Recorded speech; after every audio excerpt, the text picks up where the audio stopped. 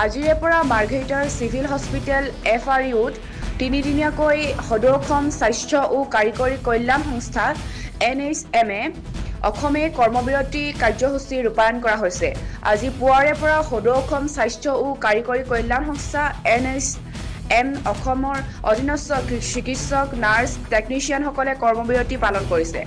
ইয়াৰ ফলত মাৰ্ঘেৰিটা FRU চিকিৎসালয়টো ৰোগীৰ মাজত হাহাকাৰ সৃষ্টি হৈছে।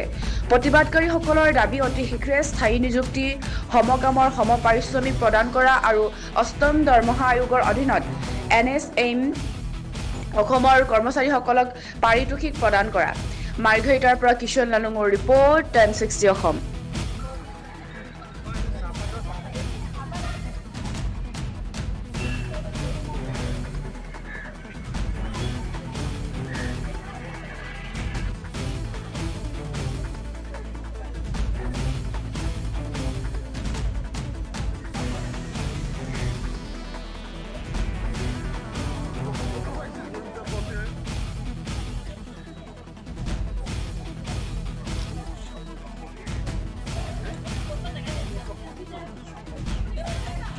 চৰকাৰে যিখিনি দিছিলে আশ্বাস, যিখিনি দাবী দিছিলে আমাক, সেইখিনি আমাৰ পূৰণ কৰা নাই।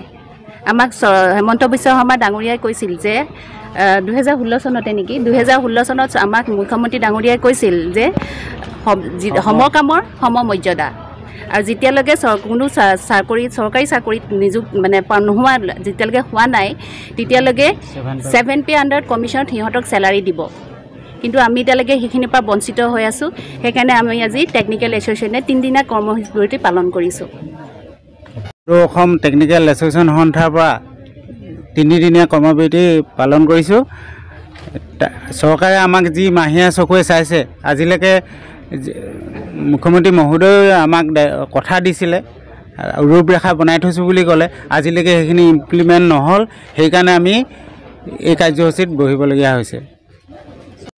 তেতিয়া গভৰ্ণমেণ্ট বেলেগ আছিলে, একদম ফাৰ্ষ্ট বেচতে মই জইন কৰা।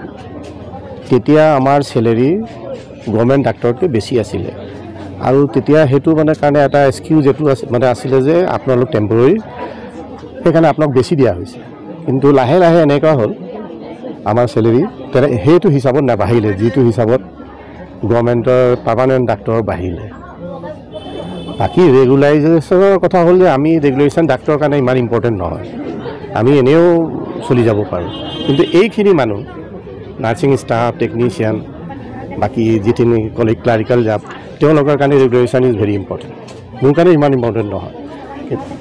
আৰু থাৰ্ড কথা হ'ল যে এই যে চেলেৰি ষ্ট্ৰাকচাৰৰ যিটো ৰিভিজন, সেই ৰিভিজনত এটা লগাই দিলে যে পাৰফৰ্মেঞ্চ চাব।